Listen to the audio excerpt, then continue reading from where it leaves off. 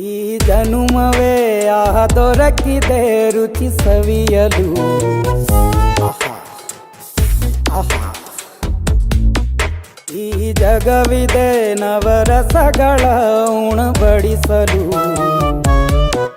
ಬಿಸಿ ಬಿಸಿ ಇದೆ, ಬಿಸಿ ಬಿಸಿ ಇದೆ ನಳಪಾಕ ದಿನ ದಿನ ನೂತನ. ಈ ಬಿಸಿಯುವಾರುವ ಮೊದಲೇ ಎಲ್ಲರ ಜೊತೆಯೇ ಮೆಲ್ಲುವ ಕಲೆಯ ಜೀವನ. ಜನುಮವೇ ಈ ಜನುಮವೇ ದೊರ